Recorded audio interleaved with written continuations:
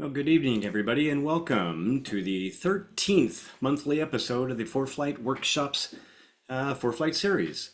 With me, your co-host, and normally Brian Schiff. However, tonight Brian is not available. He's had some stuff come up at the last second. He was unable to come tonight.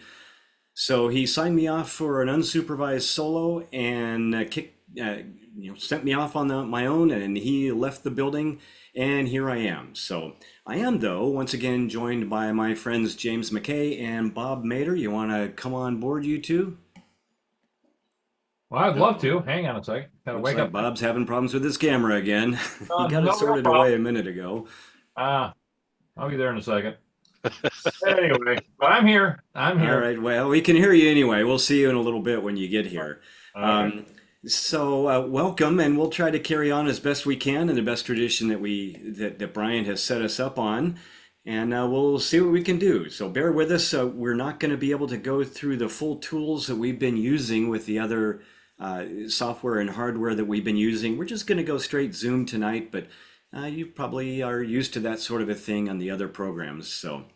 Just a quick notes, the same usual notes we do every month. My name is Mike Jesch. I am a flight instructor based in Southern California, and I do that for fun. But what pays the bills is I fly wide-body jets on mostly international routes for a major airline.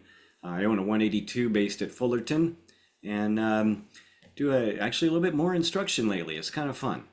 Um, Couple quick reminders here. If you're here for Wings credit, well, you've come to the right place. If you're watching live tonight on Monday night, May 13th, this credit will be granted automatically. This will happen within just a couple of days, so sit tight. And if you are watching a recording on socialflight.com, then you'll get the credits soon. After you watch it, there will be a promo code that you need to mention or a quiz that you need to complete, one or the other. Whichever one you do, complete that process and that credit will be granted after a couple of days usually. We are running a little behind with the credits from Social Flight, so bear with us and we'll get those plugged in there as quickly as we can. With regard to interaction with the program tonight, as usual, we're going to focus mostly on the Q&A button, so find that button on whatever app you're using to watch tonight and type in your questions. If it's something having to do with the presentation tonight, then we'll break whenever it's appropriate and dive into that. And we'll not have a lot of time to pay attention to the chat window tonight. So it's great to converse amongst yourselves and answer any questions back and forth that you can. In the after action, though, we will take a look at that and we like to gather ideas from there for future subject matter. And rather than using the raise hand feature, we're not going to turn on your camera and your microphone. We'll hang on to that ourselves. So just use a Q&A instead of doing that. So tonight the discussion is going to be ForeFlight in-flight is what I'm calling it. And we're going to take an airplane off the ground from an airport on a route that we'll plug in here very shortly. And we'll look at a whole bunch of different techniques for using ForeFlight in the airplane. Everything from getting your clearance, taxiing, takeoff, departure, flying, some things that you can do in flight. I know we've already had at least one program where we dealt with some in-flight stuff. And since it's me and not Brian, you might get a little different take on how to do things in flight with ForeFlight. And then hopefully we'll get to land somewhere if we're doing okay on time. And I've got a hard out tonight. I have an alarm set here that's going to go off in about an hour and 10 minutes. We'll finish the presentation at that point. We'll do our giveaways tonight.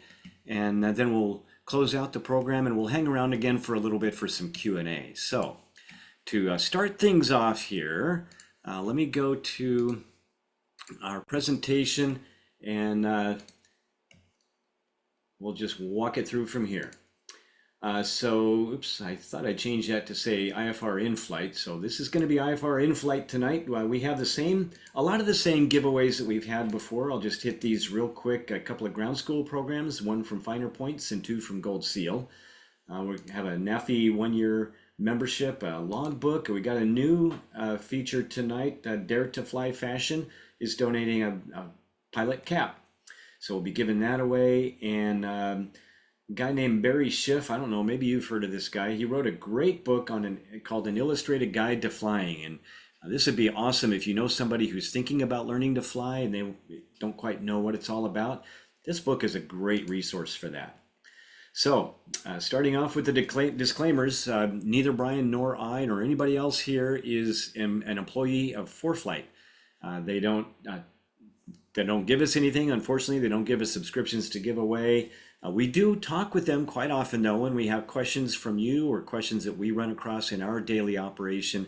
We'll send them an email. We interchange with them quite a lot, and we see them at all the trade shows as well.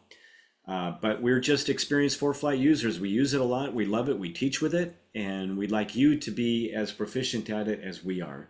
So that's why we're here.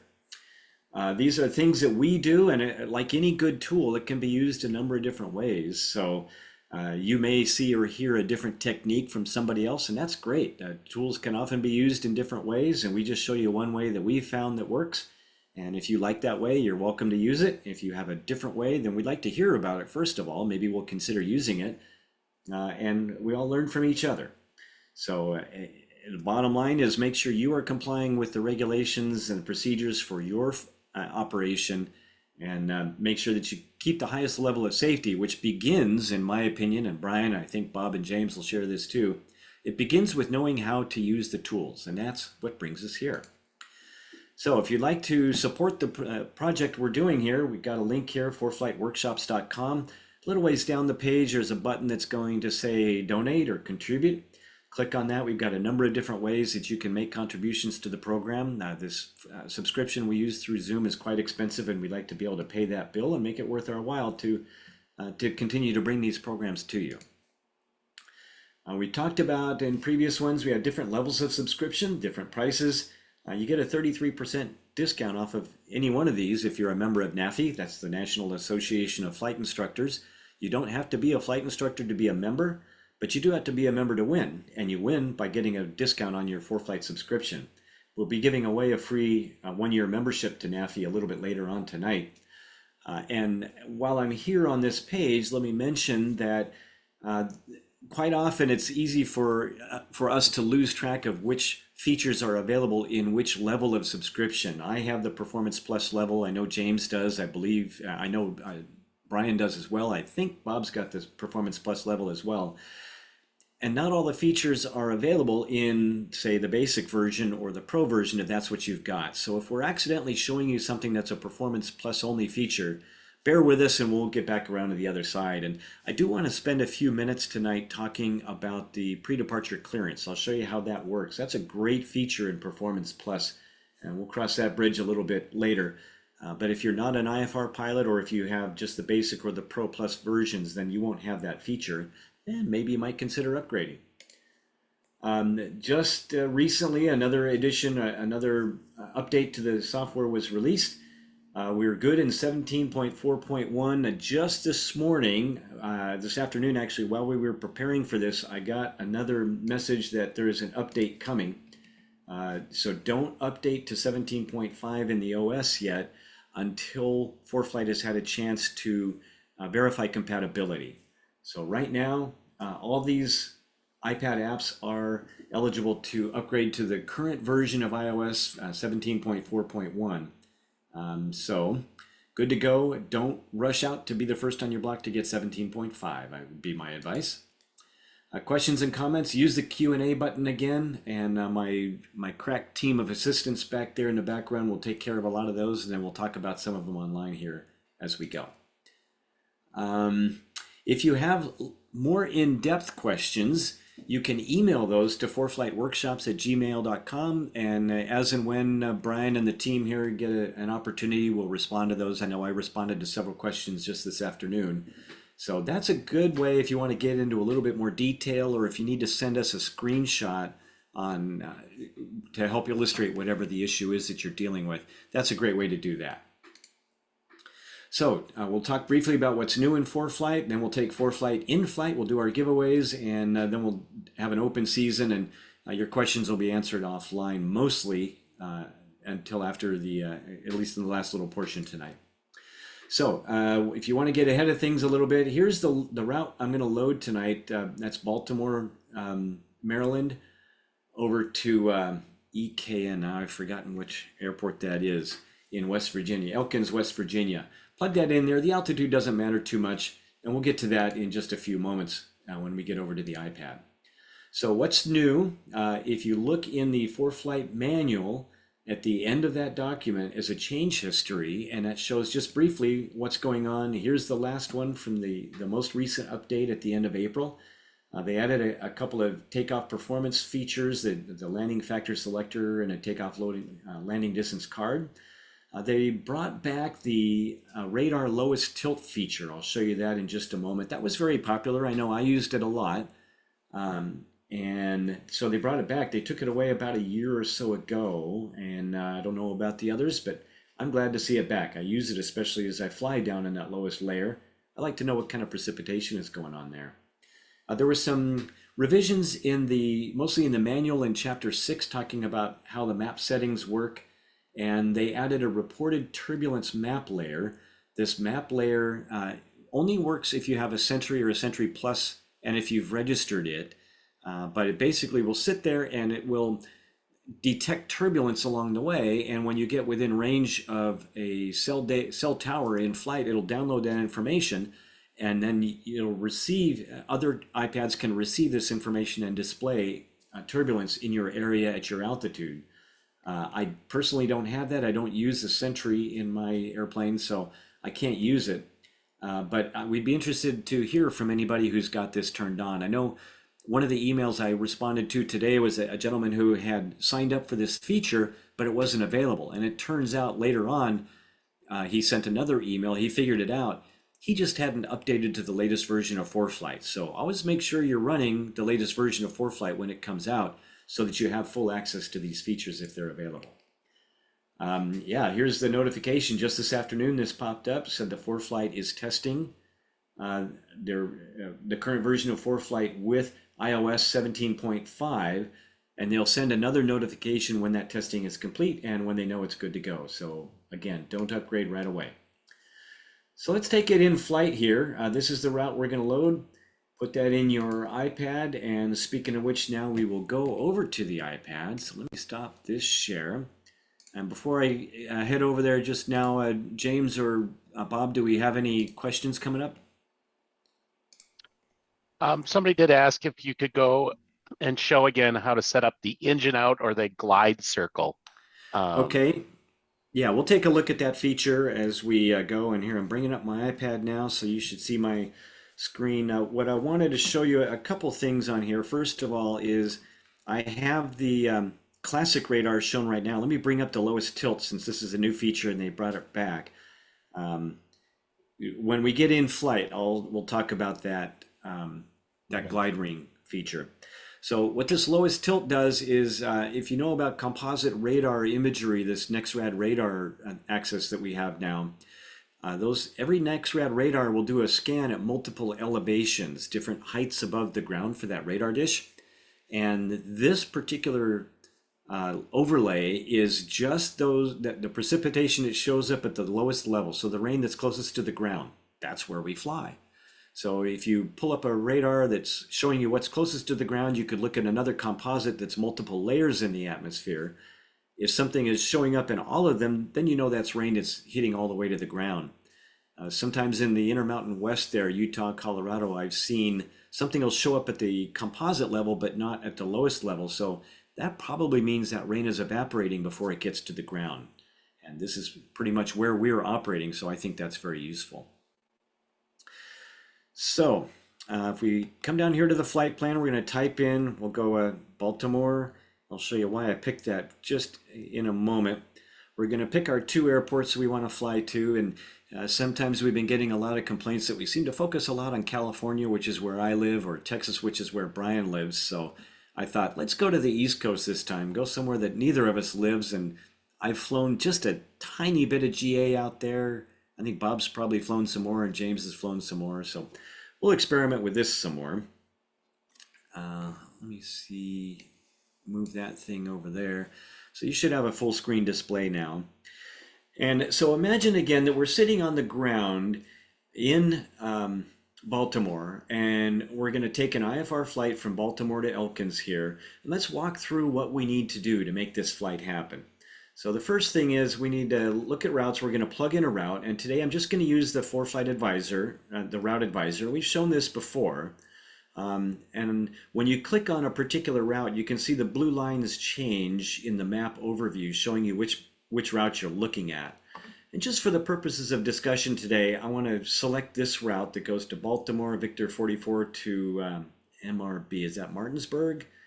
I think Victor 166 to Kessel, Victor 4 to Omeo. So we'll select that route and we'll plug it in, and it wants to send us up to 16,000. Well, I'm not going to fly at 16,000 in my 182. Its published service ceiling is about 14 something. We don't need to go that high. So I'm just going to leave it here at the 6,000 I have selected, and it plugs in the route. So that's pretty cool. And now that we have a route plugged in here, we can look over here on the airports page. And if we select the Maps Flights tabs, it shows you the airports that are part of the route. So obviously we have our departure and our destination is marked here. And now we come to, when we file this flight plan, the reason I picked this airport is we look over here in the clearance and you can see this PDC. So this is only going to be displayed if you have the performance subscription level. And this tells us that this airport has the capability of issuing your route clearance by PDC, the pre-departure clearance. So now we're going to select an aircraft here for the route. I've selected my 182, and you can see here that I have PDC is enabled for this aircraft.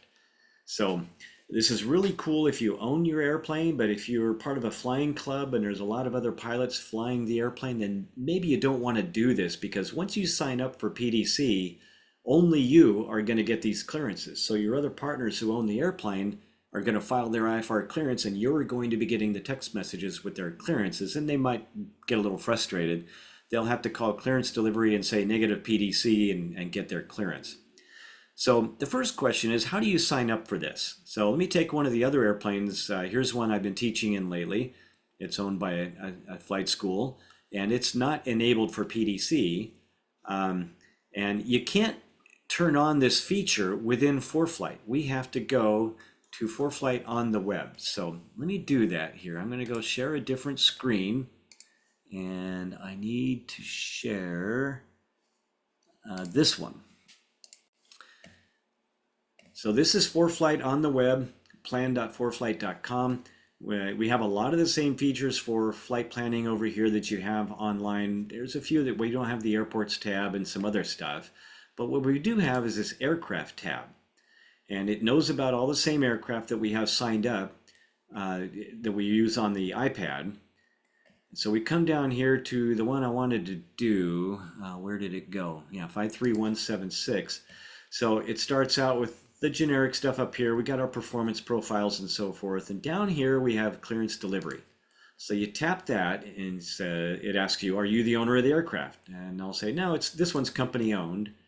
Do I currently receive pre-departure clearances? And what this means is for this aircraft, if you fly a corporate jet or an airliner that has PDC clearance capability built in, you would do one of these other options down here. But for this one, we're going to say no.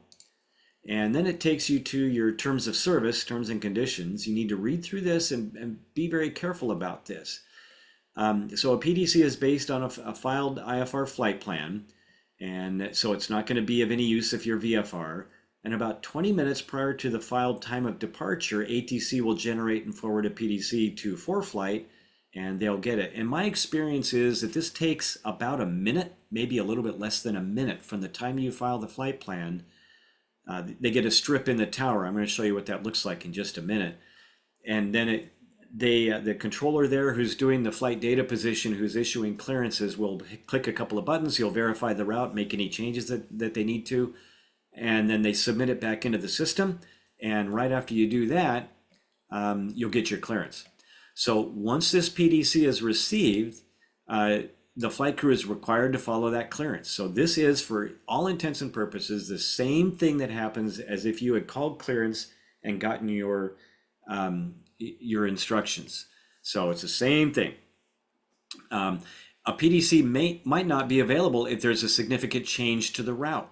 So this brings us to one of the other caveats that I found. When I first got this, I had some difficulty getting PDC to work with my airplane. And it turns out that if you fly only within a TRACON facility, so I fly in Southern California area, If I'm doing a tower en route clearance from, say, John Wayne, Orange County over to Camarillo for lunch, it's a flight I do fairly regularly, PDC does not work for that. And the reason is this PDC request goes to ForeFlight and they submit it into the national ATC system, and it comes back down through the center, that's the Air Route Traffic Control Center, Los Angeles Center in my case, that governs the area where this flight is departing, and then it gets to the TRACON. And the problem is center uses ERAM and approach control. TRACON uses STARS. These are two different computer systems for managing flight plans. They don't always communicate very well. So this PDC does not translate from LA Center ERAM computers to SoCal TRACON STARS computers, and you get nothing. But it does work if you're leaving the TRACON facility. So the one I worked, when I finally got it to work, was from Orange County to Las Vegas. That one worked fine. And this route that we're doing today works fine. So a couple of these little caveats in here that you need to be aware of. And here's one that's important. Once an aircraft is registered for PDC, that the use of PDC is expected by ATC. So they're going to expect that you have PDC and that you use it. And you are responsible for your use. If you make an error, a pilot deviation by following a wrong clearance, then that's on you. That's not on ForeFlight. They are disowning you basically if you don't follow what that clearance was. So you'll check these two boxes down here. You'll send this PDC request, and I'm not going to hit this button right now because I don't want to own this airplane for clearances. And it takes a couple of days, maybe a week, for this function to start working, and you'll get an email acknowledgement from ForeFlight that says you're good to go. So once you're good to go, now we can do these PDC clearances.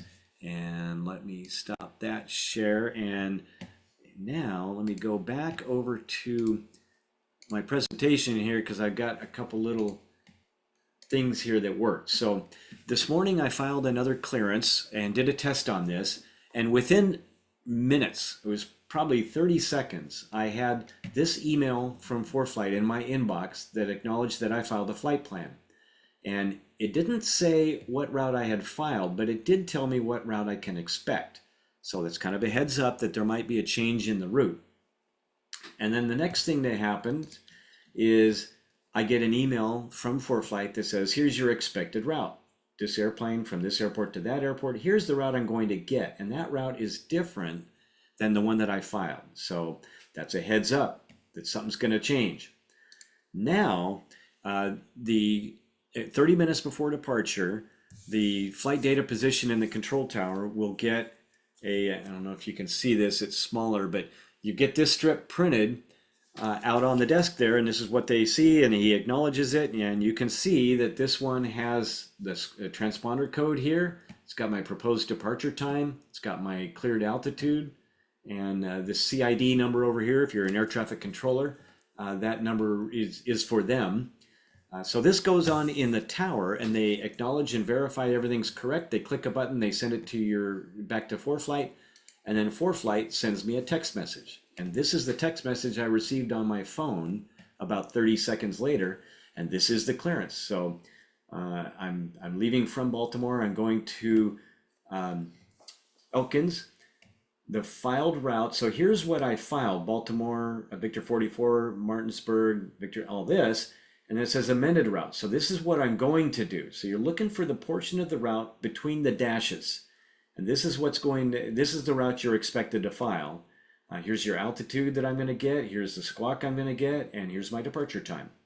And then they throw in a couple remarks for you. They're not going to give us a standard instrument departure. They want us to fly runway heading for vectors onto the route. Maintain 4,000. Expect 6,010 minutes after departure. Departure frequency 128.7.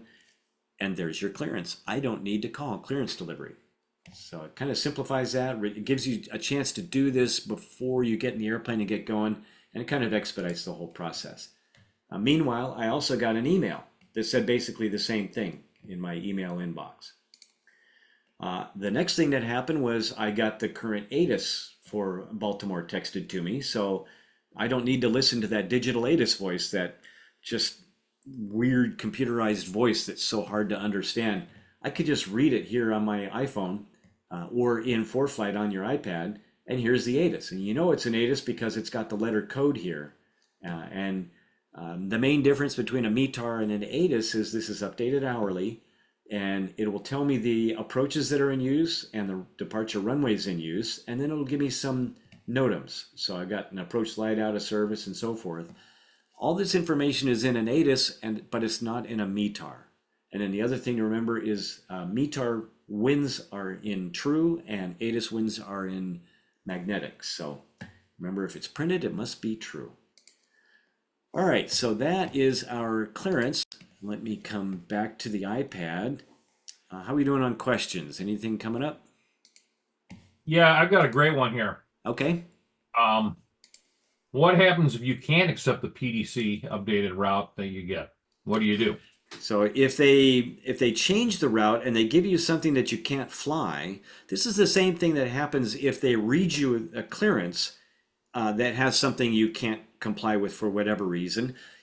You remember that flight plan that you filed is your opening bid in your negotiation for the route, and then they counter with whatever clearance they gave you. And if you can't accept that counter, then you need to counter their counter, and you say, hey, I'm unable to fly that route for whatever reason. I don't know, maybe they give you a SID that's for turbojets and you're in a piston. Maybe they give you a routing that takes you in some weather that you don't want to fly through. Whatever it is, you just tell them, hey, I'm unable that route, and you continue this negotiation process. And you sort that back and forth until you get it resolved. What else? Is that it? So now the next thing that happens, let me see, let's come back to flights here. When I filed that flight plan earlier, so here's the flight plan that I filed. And what happened to the flight plan that I got? It disappeared. Rats. So one of the things that happens is you're going to start getting messages. If we scroll up to the top here, you'll see messages in here. One of the ones you'll get is that you got an amended route, and it'll give you an accept or cancel option. When you select that one, then it'll change the route on the flights page down here. So you'll see the new routing on the profile here. You'll see the routing here, but it doesn't change it back over here on the maps page. It's still the old route. Well, that's not what we want. So you have to remember, when you change that route, you have to send that route back to the map. So when you send it to maps, now it's going to put the correct route in here. And then your flight plan's good to go. So let me see, what did I do with my other notes here? Bear with me just a second. Let me get that over here and get this one over here. Sorry, I'm probably covering up the screen there a little bit. Okay, so that's the clearance. Again, it's available 30 minutes prior. And remember, the clearance will expire 2 hours after your scheduled departure time. So if you're delayed for whatever reason, just give clearance delivery another call and tell them, hey, you need to update your proposed departure time, tell them what it is, and they'll be good to go. If you don't have a PDC capability, if you've got a pro version or one of the lower levels of subscription, or you don't have this airplane signed up, then you get your clearance the same way you've always done it. On a radio, you can use a handheld radio if you have one, or you can wait till your engine's started and use your aircraft radio. If you can, I like to get the ATIS and the clearance before the engine's running, because now you got this dangerous propeller spinning out there and your attention is diverted away from that by getting the ATIS and getting the clearance. So your attention needs to be outside to the greatest extent possible. So I like doing as much as I can before that happens. So we're sitting on the ground now and we're ready to taxi. And so we're at Baltimore Airport. We're going to look at the taxiway diagram, and you can see it shows my airplane there, and I'm in my my 172 with a G1000 display, and you can see I got my 4-engine swept wing jet there. So the next thing I want to show you is the taxi route. Taxi route's a pretty cool feature. Again, I believe this is for the performance and the and the Pro, maybe not the basic level. Maybe one of you guys can correct me on that. But if you don't see that button, and you do have one of the upper levels where you can get it, here's where you find how to turn that on. You click on More, and you come down here to Account, and we'll scroll down here to the bottom. We have Account Settings, and this is a ForeFlight Labs feature. So click on ForeFlight Labs, and we have two features in here. We have taxi routes and we have enhanced weight and balance. My preference has been, I like the standard weight and balance, so I turn that off. But these taxi routes are kind of cool. So I turn that on, and that makes it so that you have access to this taxi route button in here. So let's say now that we have called, actually before we do that, I do want to show one more thing, because I want to talk a little bit about the logbook here tonight. And we started the engine so we can start our logbook. We create a new entry, and you scroll down here and we click time out. I use that time. It's got the current time in there. You can just tap that button if you started your engine right now. Otherwise, you can go back and adjust that and enter it manually. So I do these things manually. I put the time I start the engine. I put the time I start my first takeoff. When I clear the runway after I land, I put the on time. And when I shut the engine down back at the hangar, I do the end time. So I take control of this manually, and I put that time in there, and that's all we need to do. Now, I was back over here at the taxi. We've got our taxi diagram. We call ground control. We tell them that, hey, we're ready to taxi. We've got our IFR, and we've got information Quebec or whatever it is. And we're going to depart on runway 33. So it's going to be a pretty short, pretty simple taxiway here. We say we want to depart on 33 right, and look at that. It's got our taxi route all dialed in for us. So let's say instead that they wanted to give us runway 28 for departure.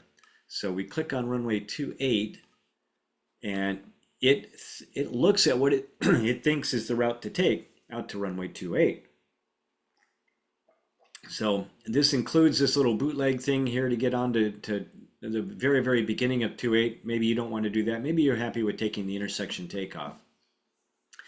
So they're going to say taxi via Kilo, hold Kilo, what is it? Sierra, I can't even see that. Kilo Bravo, Uniform 1, and they're going to say hold short of 33 right. So it colors in happy colors, in blue or green. It colors the route that you're okay to do. Don't enter the red until you've got your clearance to cross that taxiway. Now, once you get that clearance to cross, you're clear to cross 33, and that's the route they want to give you. So now it's going to be hold short of runway 28 at Uniform 1. Actually, yeah. So that's our taxi clearance, and you've got it written down, and you're good to go. It also marks that now on the taxi diagram, so we can zoom in. We've got our diagram. We see where we're cleared to hold short. So let's see how this works in the airplane. Today I'm using a Microsoft Flight Simulator X. I'm running on an old laptop, and there's a little piece of software I loaded that I can get the simulator position on my iPad. It's a little bit easier with X-Plane, but I don't have X-Plane on this computer, so it is what it is. So I'm going to add some power. I'm going to start my taxi, and I'm going to turn over there to the other taxiway, and you start to see the airplane move on the taxi diagram. And if you let me take another moment here. I'm going to stop the airplane for just a moment, because another thing that I want to make sure you have turned on is in more settings, all the way down toward the bottom, and you look in alerts. I want speak all alerts turned on, and for now, at least for this demonstration, I turn all of these on, and I turn up the volume on my iPad, and I connect my iPad either to the airplane's Bluetooth intercom system or to my headset, so that I can hear what iPad is doing. So as I taxi along, we're going to get some warnings. So I'm going to continue my taxi, and it's important to remember that you should not use the you shouldn't use ForeFlight for primary guidance on a taxi because it's just not accurate enough. You need to be looking out the windows to see where you go. So I'm instructed to hold short here. So I hold short, and you can see the airplane is not exactly in the right place or on the diagram, but in the simulator, I'm sitting right in the middle of the taxiway. So this is part of why you shouldn't use ForeFlight to do this. So we continue taxi. We're cleared across runway 33 right. Continue taxi to runway 28. So we come across here. Approaching runway 15 left, 33 right. So you get Entered runway 15 left, 33 right. You get the warning that you've entered the runway. So don't enter that runway until you're certain that you've gotten your instruction, your clearance to cross that. So meanwhile, we taxi along here. We got our left to, actually it's a right turn here, isn't it? Yeah, I'm going way too fast here. Huh? How fast is it going? It's going, I don't have speed on there. So you get the idea that you use these alerts and alarms to make sure you're taxiing in the right place, that you don't go anywhere you're not supposed to go. It's hard to taxi a simulator on the ground, so bear with me. This is not the way I taxi an airplane in real life, trust me. And those of you I've flown with know that. So we get out to the runway, and I'm going to go four-wheeling here because I just want to get out there, and we'll show you what happens from here on out. So I actually took the wrong way a little bit here. It looks even worse than the flight simulator diagram, believe me. Okay, so I got a right turn coming up to join, to stay on Charlie to get to 28. And I see the one coming up. So I like having that volume turned up, even if you don't Bluetooth connect it to your intercom or to your headset. I like having the volume turned up, and then even if it's just sitting in your lap, you're likely to hear it. And it's a reminder, just like all the other things we have, those enhanced taxiway centerline markings, all the hold lights, everything else, all those tools we have to make sure that we don't proceed onto a runway that we're not cleared to. And coming up to our runway, and success. So this particular implementation of the simulator, I don't really have much access to put a flight plan in the G1000, so I didn't do that today. I'm going to hand fly it. And so here we are. We've managed to make it out to the runway. We've got our ATIS, we've got our clearance. We're going to do our self-briefing on this departure, talk about contingencies, where you're going to go if something breaks, how high do you need to be if you're going to try to do the impossible turn. And if everything works normally, your initial heading and altitude you're going to climb to and join the route. So we're ready to take off, and it's probably a good time to pause for any more questions. Yeah, a question. Boy, they're coming in fast and furious here. I know it's hard to keep up for sure, so we'll do the best we can. But this is a great one from Rod. How does it know the ground's clearance? How did you put that in there? I was busy answering another question when you went over that, so I couldn't type something in. What do you mean, know the ground clearance? Well, when you went to the happy colors. Oh, the taxiway? Yeah, the taxi clearance. So we're on the plate. Yeah. And how did it know that route? How did it know that route? That's magic. I don't know. There's a little man inside that iPad that's looking at the diagrams and figures it out. So that's what it finds what it thinks is the shortest way to get to that runway. So, and if we look at this particular diagram, there's nowhere else we can cross 33 right that makes sense to get over there. So it's making assumptions, and you could be given something else like go down Papa to Charlie and so on. Absolutely. Very true. And that's why you need to be paying attention. And if they did give you Papa to Charlie, then we just hit Papa instead and Charlie, and it looks like it's really got a weird route in there. So you got to delete some things though. Yeah, we can. Yeah. We'll delete some things here. I'll take this Bravo out and Uniform 1 out. Okay, so Kilo, cross runway 15 right, Papa Charlie. So this would be another way. Now, if they change the route and they didn't want you to go Papa Charlie anymore, we can delete Charlie, we can delete Papa, and we'll tell it we want, where's Bravo? I don't see Bravo. Oh, there it is. So we'll tell it that we want Bravo instead. So you can edit the route, and you always need to check it for sanity. Make sure that it's not going to take you through any taxiway closures, for instance. There could be maybe a taxiway is closed you can't do, and they're going to send you the long way around. That's on you to figure that out. Hopefully that answers that one. Yep. Anything else? All right, so we are cleared for takeoff. So now we're going to put it on our map here, and we're IFR today. So let me pull up an IFR low altitude chart. And I don't much care about radar at the moment, but I do care about traffic. And I'm going to show you about in just a moment. Normally, I would suggest always having TFRs turned on. But for the moment, just for demonstration purposes, I'm going to leave that off for a moment. So we're going to take off. We're clear for takeoff, fly runway heading. And I know you can't see what's going on my iPad here on the simulator, but you don't really need. Approaching runway 28. So there's our warning that we've entered the runway. Entered runway 28. 9,900 feet remaining. So I think that's pretty cool that it tells you how much distance is remaining. And here we go. We're cleared for takeoff. I have to manually do the takeoff here. And so let's see, what's VR in a 172? Probably about 60 works. So here we go. And I need to retrim this thing. And I'm gonna have to manually fly it here for a little bit, and then I'll turn the autopilot on and just let it fly the airplane. So bear with me a moment while I finish these last minute setup.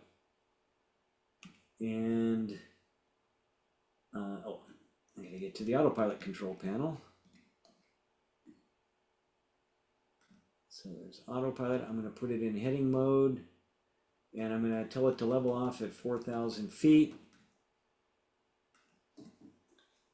Okay, so that wasn't quite as far as I wanted to fly it, but I want you to see now, I'm going to bring up the VFR chart because we have a little bit more interesting things on there.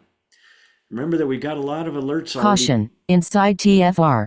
So even though I don't have TFRs turned on, now it's told me that I've entered a TFR. Normally, if you're flying along, it'll give you warning before you get there, and it'll say, warning, TFR ahead. So you go take a look and make sure that you know about that TFR and you're going to follow the rules. So what I suggest that you always do is you should always have TFRs turned on. So we're inside this great big TFR, the flight restricted zone all around Washington, D.C. And we're heading for another one that's this inner ring that thou shalt not go. So let's watch what happens as we get a little bit closer. Now, meanwhile, we had a question there that Jim forwarded a little while ago about the glide ring. So it doesn't give you audio alerts about class Bravo that you're entering, but it does tell you about TFRs. So it's not a perfect all-inclusive type system, but it's pretty darn good. So this is our glide ring. That's what we had the question on earlier. This circle shows you, based on your current speed, your current altitude, and what ForeFlight thinks the winds are, this will tell you where it thinks you can glide to. If I were to lose the engine right now, and then slow it down to whatever best glide speed I told it this airplane could do, then it knows where we can land. We'll land somewhere inside this circle. If you don't see that circle, we'll come up here to the gear settings, and we can scroll down in this list, and we have glide advisor. If you don't see it, you probably have it turned off. So just come over here and turn it on. It's going to take glide settings from whichever airplane you told it we were flying. So in this case, I told it that I'm using my airplane, 735 Charlie Yankee. And here's the one. So I told it 74 knots is my best glide speed. I told it I have a glide ratio of 8.5 to 1. So just for kicks, I'm going to select a different airplane with a different glide ratio and glide speed. And let's see what happens to that circle. So it expands. So it adjusts based on which airplane you told it you were flying and the parameters that you programmed in. So meanwhile, if we come over here to the aircraft and we look at this airplane, down toward the performance, we have the glide performance. So this is where you program the best glide speed and the best glide ratio out of your POH if you have it. If you don't have it, sometimes you can figure it out. You can derive it from the performance charts, and sometimes you can do it experimentally. So we talked about that in the past. I don't want to go into great detail on it here today. Caution, TFR ahead. So hey, look, there it is. We got another TFR. You can make that message go away just by clicking on it, and it will eventually go away of its own accord. So if you want to figure out how to calculate that best glide speed, then send us an email, or there are sections in the manual that talk about it. I have not yet done a test, and the way to test this would be, say we fly straight along here. As we climb a little bit more, it's just about to the point where it's encompassing this airport down here at Tipton. So what I would do to test it is, once that glide ring took in this airport, you could shut the engine down, turn toward it, and see if you could hit it. And I haven't done that yet, so I'm curious to hear your advice on it. Okay, so that was the other thing. So we're getting these warnings for this airspace, whether we have the airspace displayed or not. We got a question emailed to us recently, or I saw one online yesterday, about somebody who was operating in a restricted area and did not get warning of his impending and then actual entry into that airspace. I don't know that restricted areas show up there. I know TFRs do, and Class Bravo does as well, if I'm not mistaken. Now, in this case, we're already inside the Bravo, so it's not going to give us any additional warnings for that airspace. Okay, so that's Glide Advisor. Anything else in that we want to talk about?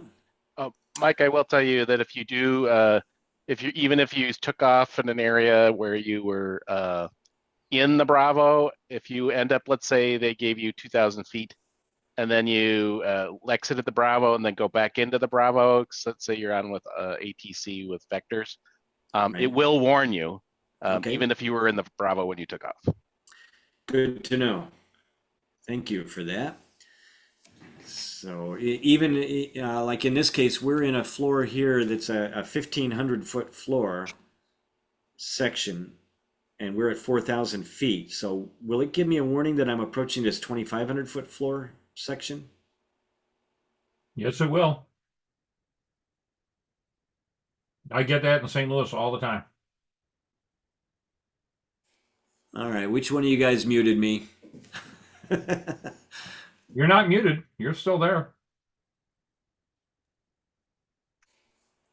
Got muted again, and then unmuted. Sorry, that was me. Okay. Somebody fat fingering the Yes. Zoom. All right. I Well, clicked on the blame wrong you. box and hit the space bar. Okay, so the next thing I want to show you is, let me get the right mouse here. We look at our flight plan and we see our route depicted. By the way, again, we're zoomed in too far. Let's say we pan over here on the map somewhere. We don't know where we are. We can get back to our current position, just this little bullseye over here on the right. If you tap that, it's going to center the map on your location. And there we go, moving along. And in this case now, it's still blue, so our airplane is staying in the middle of the map and the map is moving underneath us.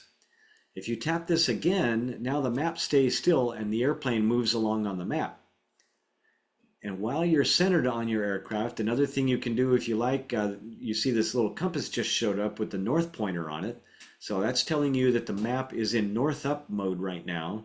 And if you like to fly track up, as I usually do when I'm flying along, you can just tap that. It'll reorient the map so that it's track up and the stuff ahead of you is always toward the top of your iPad screen. So that gets down to just a personal preference. Which way do you like to do it? If you're trying to pan from this spot and it's not panning, you need to turn it off manually. Just tap that reticle and where the blue spot is and make it go away. So meanwhile, we can see other airplanes. This Pacifica 5741, you can see it's 24,000 feet above us. and you can tap on it. It shows you a little bit more detail. Here's his heading, here's his speed, distance away from you, and that sort of thing. So that's kind of interesting. If you're seeing too many airplanes, you don't care about somebody that's 24,000 feet above you, we can come over here to the map settings, and this is going to be on, I'm just going to search for, you can go in the filter here and type, and I'm just going to search for traffic. And we see a setting here that's high distant traffic. So if it's too far away from you or too far above you, now it won't show that to you. So it doesn't clutter the screen with a bunch of obnoxious traffic that really isn't a factor for you. But if somebody closer to you shows up, then yeah, they will show up on Caution, that map. TFR ahead. So boy, it really wants us to know about that TFR.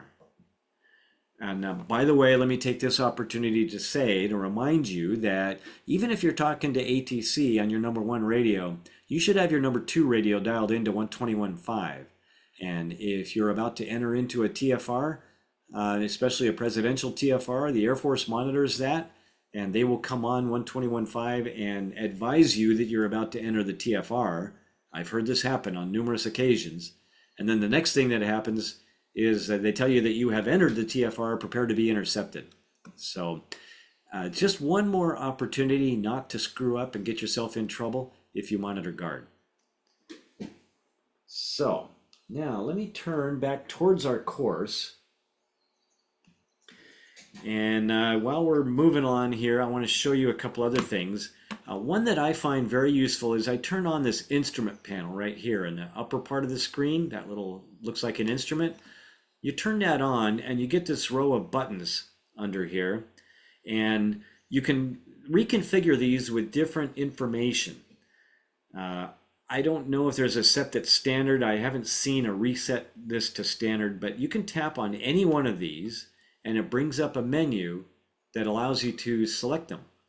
Another thing on this is, in this case right now, I can see, 9 boxes of information. And if I rotate my screen the other direction, I only see 6. So it modifies the size of that screen based on how much space is available. Did that screw up the display there, guys? Are you still seeing my screen the right way? Yep. Yeah, Okay. you're in landscape mode there with it. Okay, I had some weird indications on my screen. Wanted to make sure I didn't mess it up.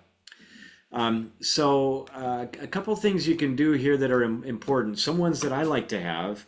If you're a VFR pilot flying along and you're not talking to ATC, remember it's a requirement to have a local altimeter setting. I'll move this window away from the shared applications. So I'm getting another weird warning on my computer here. So let me see if that fixes it. So you're supposed to have a local altimeter setting in that most of the airplanes around you are using that same setting. If you're talking to ATC, then they are telling you which one they want you to be on. So that's kind of convenient. And let me get rid of that for once and for all. So this will tell you if you have an ADS-B in receiver, it's constantly receiving local weather from the airports in your area, and it's going to give me an altimeter setting that's appropriate for my area. So that's one that I like a lot. Sometimes that GPS altitude's kind of nice. All of a sudden my airplane got up to 6,700 feet. I told it I wanted 4,000, so that's kind of weird. So this is not going to be exactly the same as your barometric altimeter. This is a GPS altitude, which is a different number. Not really useful for most of our stuff, but if you had a static system failure in your airplane, you lost your instruments, for instance, this might be something you could use as an altimeter. Cross-track error I use if I'm trying to follow a course, and this is telling me that the track that I programmed in, the active track right now, is 7.5 miles off to my right. Especially flying around the Mountain West here, I like to have this height AGL dialed in here and just kind of keep tabs on that. If I start to get too close to the ground, maybe I'll look for a higher altitude. It's kind of a reminder that I want to sit up and take notice and make sure where I am. Next one is the ETE next, the estimated time en route to the next fix that's identified in my route. that's kind of nice. I know it's going to take me 4 minutes to the next fix, and then I have something I need to do there. Maybe I turn or change altitude or what have you. The next box over here I keep is the ETA at destination. And I've shown my wife where that one is, so she knows where to look to see what time we're going to get there. And the ETE destination, so we're gonna be there in an hour and a half at 22:29. This next one is one I like a lot, the descent to destination. And this is kind of another reminder I use on my own mental calculations on when it's time to start my descent. And what this is telling me is that at my current altitude and speed, and with the elevation of the destination that is programmed into my route, along my route of flight, if I were to start my descent right now for landing, I need to descend at 50 feet per minute.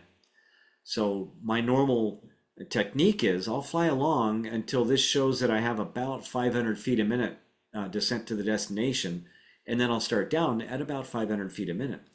And in my descent, I usually will go a little bit faster, so this number will increase a little bit. And if you happen to shallow out or you have to stop your descent somewhere, it's constantly adjusting to tell you your descent rate necessary to get to the destination. I find that very useful. And the next one over here is the nearest airport. We are 7.9 nautical miles to the east of Whiskey 50. And if we look over here on the map, here's Whiskey 50. So that's the closest airport right now. That's kind of nice to have. So we're flying along here, and we see some different colored legs on the route of flight we have defined here. The pink is the active leg right now. So right now we're going to this Drosa intersection, and we can also look at that in the flight plan. If we were to look at the nav log, it tells me with this little purple arrow that I'm flying this leg from Baltimore to Yanny. And let's say we wanted to activate the leg from Yanny to Woolly instead. There's a couple of ways to do that. One way is we can just tap on that leg.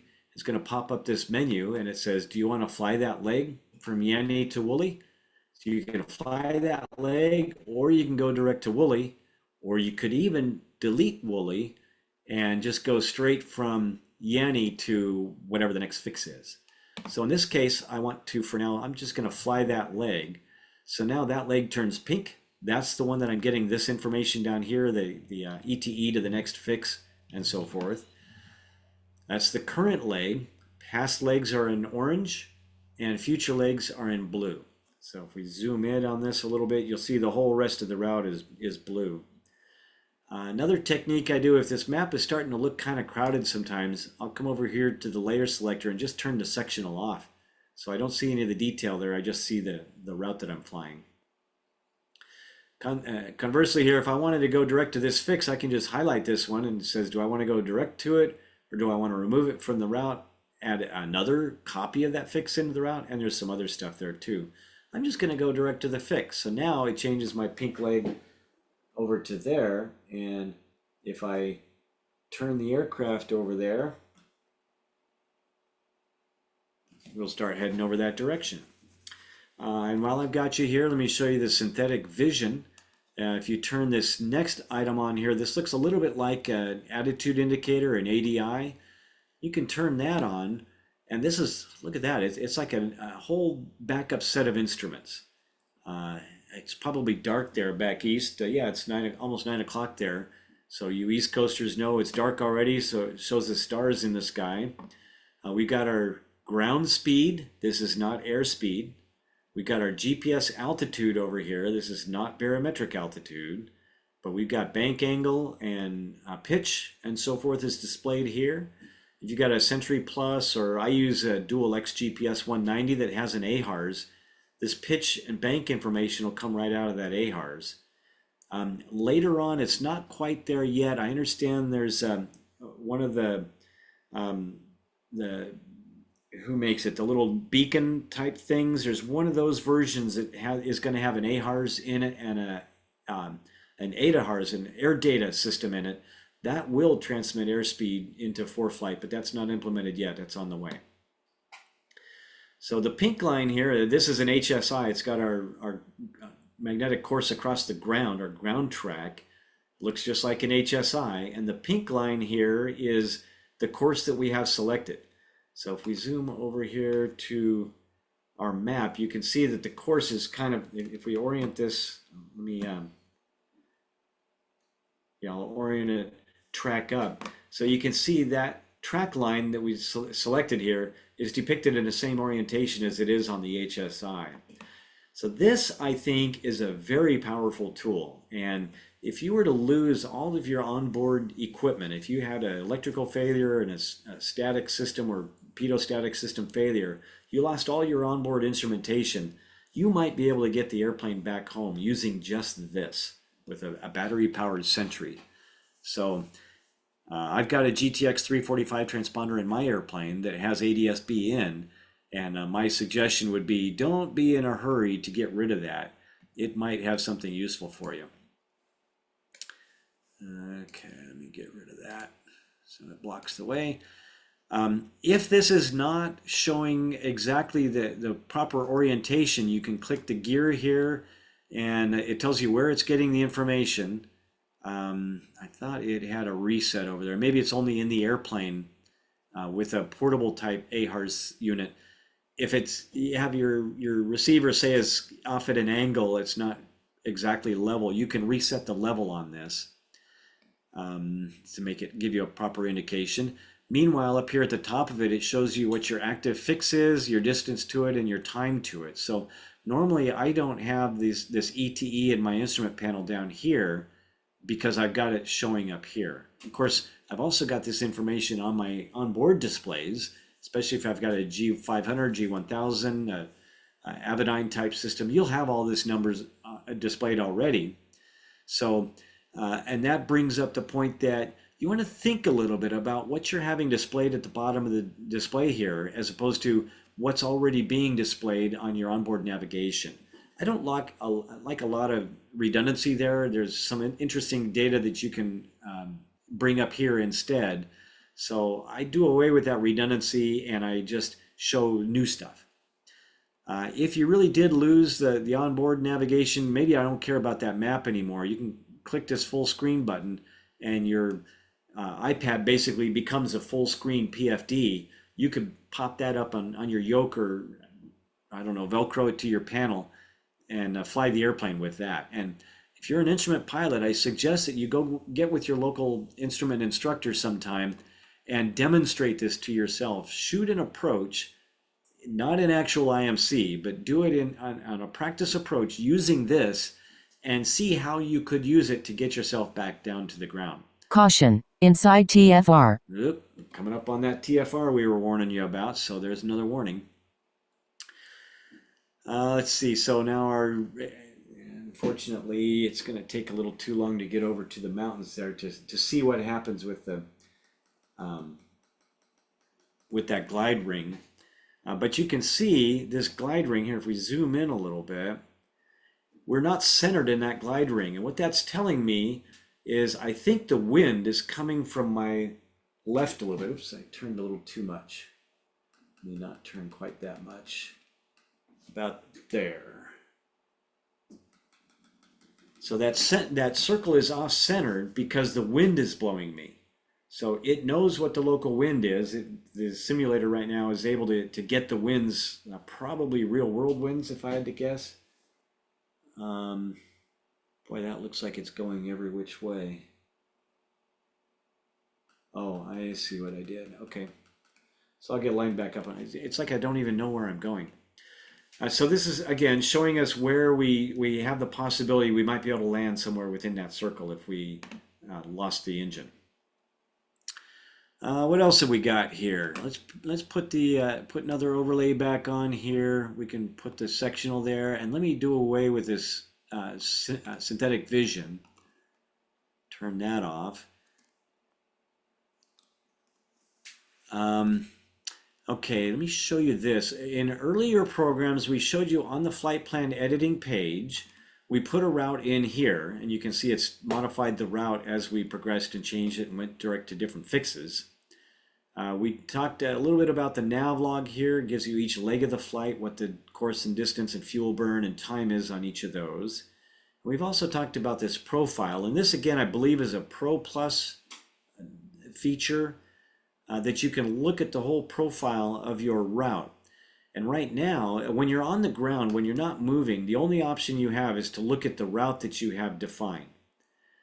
But in the airplane, if you're moving, you can tap on the airplane and it shows you what's in front of your airplane. So this is looking out 60 miles ahead of us, and it's telling us we're in this airspace here. If you want to know what airspace that is, you can just tap on it, and it pops up a screen here. It says we're in the Washington Center TFR. Surface to 18,000. Here's another one that's surface and above.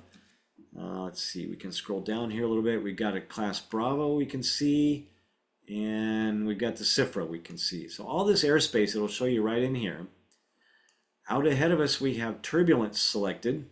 That's one, if my wife is looking over my shoulder, I like to turn that off because she gets really nervous if she starts to see these colors here, thinks it's going to get bumpy, and thinks we should land, and we'd never go anywhere if I let her see that. So you can turn that on and off so you can see where the turbulence is. So this is showing us that turbulence is mostly down below us, at least until we get out about 50 miles ahead of us.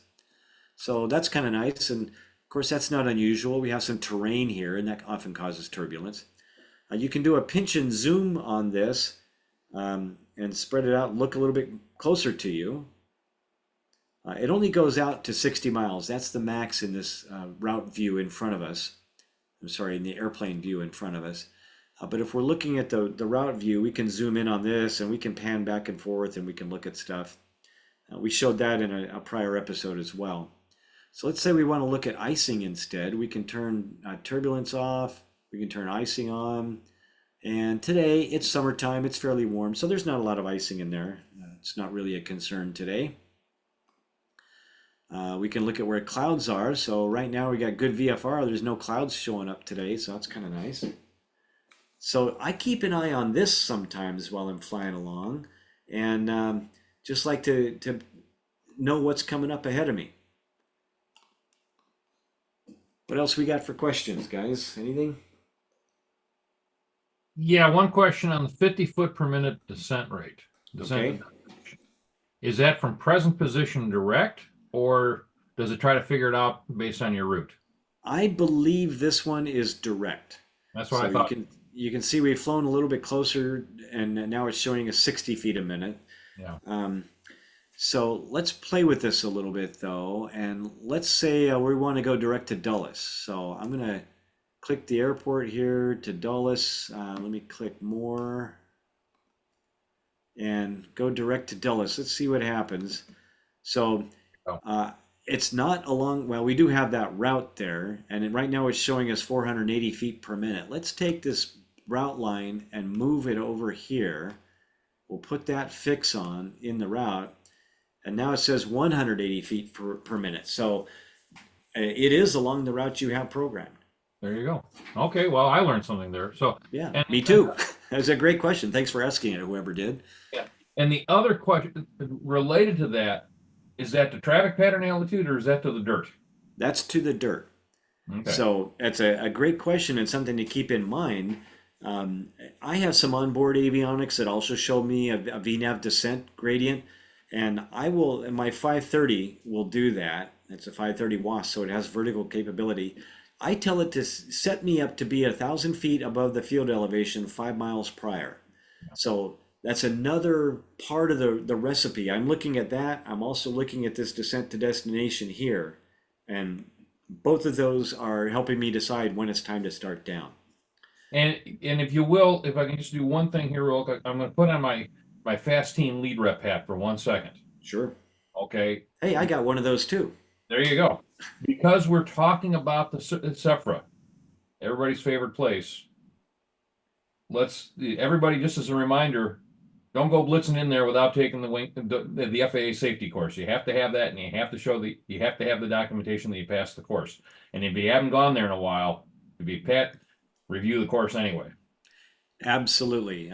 Excellent point. A couple years ago, I went to a fly-in in Virginia, and they were going to hire buses to drive us to Dulles to go visit the Udvar Hazy Museum. And I said, what are you taking a bus for? We got these airplanes. So I told everybody, go do that CIFR course, print out the certificate, fold it up, and put it in your glove box of the airplane so it stays right there. And we'll follow those. We'll set up a route. And we ended up having, oh, I don't know, 8 or 10 airplanes or something. I'll do a parade into Dulles where we visited the museum all day. And it was an excellent visit. So it's not a huge deal, but please don't go anywhere near this airspace without taking that class and making sure you know all the rules. And it's been long enough ago that I did this that I wouldn't fly in this area in a little airplane without redoing that course again. So here it tells us we're near Class Bravo airspace in 6/10 of a mile. It tells us the altitudes and it gives us frequencies to call so we can get our clearance from Potomac approach. So when you're done with that, you just tap inside the box. Destination ATIS is 134.85. There's the next thing that happens. You get within some distance, I forget what it is, to the destination airport. It gives you the frequency, it puts it in your ear. Once you tap that in, you can just make that box go away. And there you go. I have noticed, I think that's actually time and distance based, because when I'm in the back of the airline, one of the airlines that competes with yours, so I won't mention names, and I'm bored and I'm running ForeFlight, I get the ATIS warning like 150 miles. I get the ATIS warning 150 miles away, and it scares the heck out of the guy sitting next to me. I was going to say, yeah, crank up the volume on that one and all your neighbors will love you forever. Oh, especially approaching the runway warnings. Yeah. Right. Yeah. You're one of those guys. Okay. Remind me, I'll sit on the other side of the locked door from you. Now you sidetracked me. There was something else I was going to show right here. But let's take a turn over here and go into that Bravo. We're just skirting the edge. So what was it I was going to mention, Bob? I don't know. You're smarter than me. I'm not sure. I think it was, oh, I know what it was. So in flight, you're going to get a different. Caution, TFR ahead. Yeah, get your TFR. When you're in the airplane and you have an ADS-B source of weather, you will see additional items in this menu. I think I've got a picture of this in the after program. So you'll have ADS-B data and you'll have different options. And one of the things is, let's say we have this classic radar. Typically, most of you have this turned on down here. It's Map Legend turned on. This is one of my little pet peeves. So you turn this on and you see this little bar here with the colors. So for my money, I don't really need this legend here because I know that the brighter the colors, the more concerned I need to be with that weather, but I don't need to know exactly what DBZ value equates to which color. I just know if I'm getting into orange or red, maybe even yellow, depending on the type of weather, I'm going to stay away from it. So I prefer, as my personal preference, your mileage may vary, I come up here and I turn that legend off. Where did it go? Right here. And I get that real estate back on my screen. Meanwhile, let me make this centered. So we got some weather up here around, Buffalo. My daughter went to school in Buffalo. We're looking right now at the newest weather data we have is 13 minutes old. We can put that in motion. We can push this play button and it's got this data downloaded so you can see that weather moving in flight. So this comes back home to the point that we've already said this over and over before, and I'm sure you've heard this from a number of sources. This is for strategic use only. Don't tactically try to penetrate into that line of weather based on this data, because it takes upwards of 20 minutes, 25 minutes in some cases, to package this data and get it to you. So it's old. So it's showing us the last hour's worth of weather basically, but the newest data we have is 14 minutes old. Meanwhile, up in the upper left corner here is this little timestamp that shows you the age of the newest weather on board. You can click on that and it tells you, actually shows you, the oldest weather on board. So it tells you each type of different data it's showing us and the age. So that data is already 14 minutes old. So don't try to go through that weather based just on this. But what you can do is you can use this in motion to get an idea for where that weather's moving to make your plan about how you're going to try to go through it or under it or around it or land before it. And that sound tells me that it is 6:15, so we've reached our time limit. I will close this out here and, oops, return back to slideshow. We got somebody else joined in as a co-host. How did that happen? I don't know. But they've been muted, so Okay. it's the three of us running it. So we're All okay. right. So this is the latest update. Was again just a couple of days ago, the end of June there, and I'm sorry, the end of April. There will be another one coming up. And let me apologize again for we did reschedule this one last month. We told you it was going to be tonight, but we had a bunch of people contact us last Monday, and we just said what the date was going to be, but we didn't really stress that it was going to be a different day. So I know some of you came here last month or last week for the May episode. So sorry about that. And we didn't put out a notice by email or any other way. We tried to keep it a secret. So the smart ones of you figured it out that we're all here tonight. And we will typically, ForeFlight releases an update in the last week of the month, and then we do our presentation the first week of the month. So it's a brand new version with lots of new features that we haven't had time to look at.